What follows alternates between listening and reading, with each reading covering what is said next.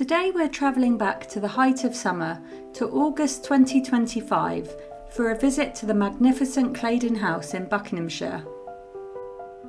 Claydon has been the home of the Verney family since 1620, but the house we see today owes much of its grandeur to Ralph, 2nd Earl Verney. Between 1757 and 1771, he rebuilt Claydon on an ambitious scale, determined that it should rival the splendour of nearby Stowe.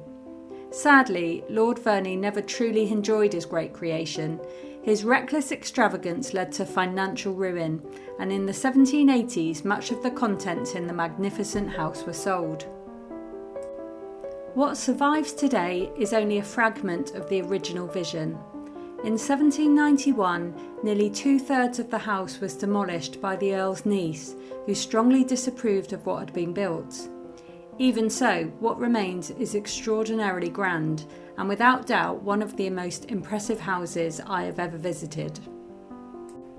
In the 19th century, Claydon passed to the Calvert family, who, in accordance with the wishes of the last Verney heir, adopted the Verney name. Sir Harry Verney, 2nd Baronet, carried out extensive repairs and refurnished the house. He was also the brother-in-law of Florence Nightingale, who stayed here frequently and had a bedroom of her own, a room that can still be seen today.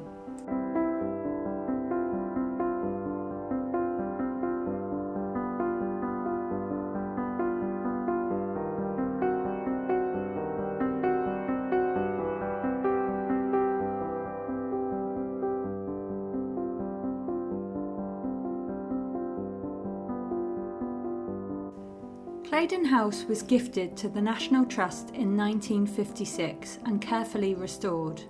The East Wing remained a family home until 2019, when Sir Edmund Verney, 6th Baronet, and his family moved out.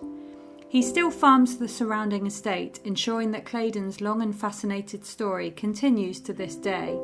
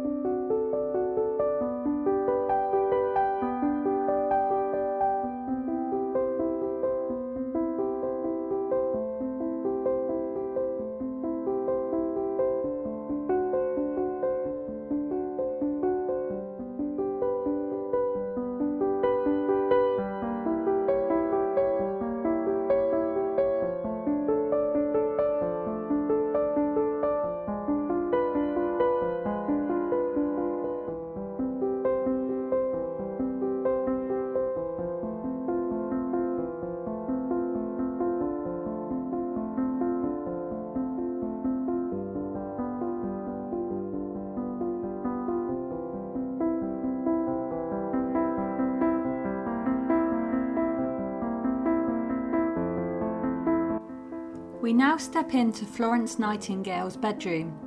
This is where Miss Nightingale stayed during her frequent visits to Claydon House between 1857 and 1890. The room is distinguished by its elegant 18th century woodwork and richly patterned wallpaper, while portraits of Florence Nightingale herself hang on the walls.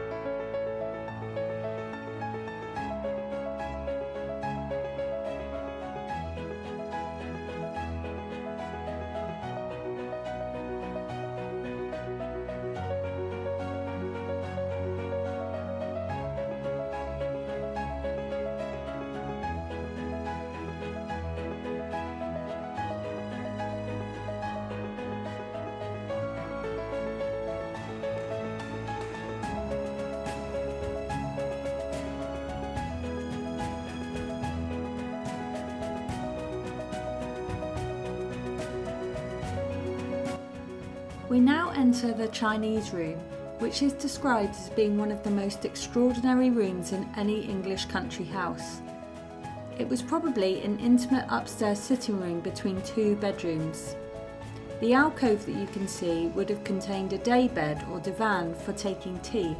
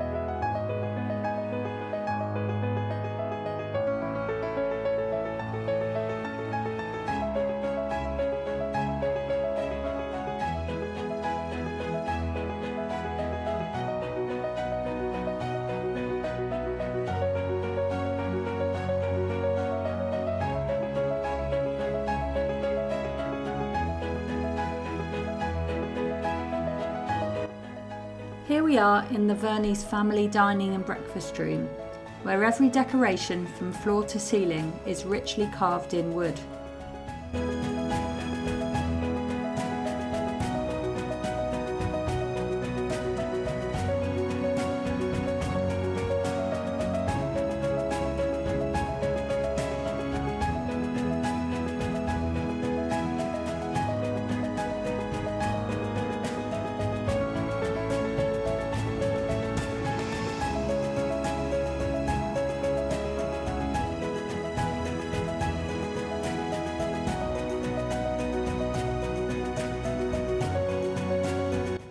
We're now in the North Hall, a space originally known as the Great Eating Room. Now a grand main entrance richly decorated with fine carved woodwork. Much of this extraordinary carving was created by Lightfoot, who was responsible for many of the interior's most lavish and intricate details. The hall itself is impressive in scale, measuring 50 feet long, 25 feet wide and 25 feet high.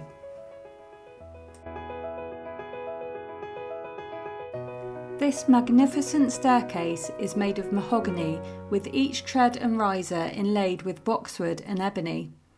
The lower flights are even more lavishly decorated with additional ivory inlay. High above the second floor, a domed ceiling crowns the space, flooding it with natural light and revealing the beautifully intricate wood carvings below.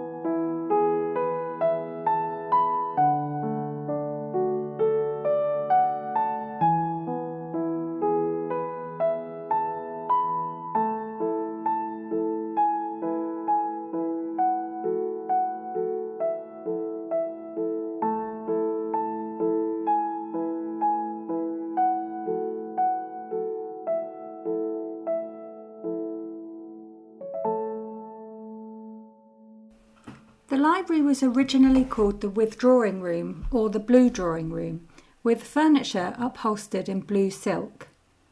Throughout the 19th century, the library was painted green, then replaced by red in 1912, and the walls are now painted a rich blue, as you can see here.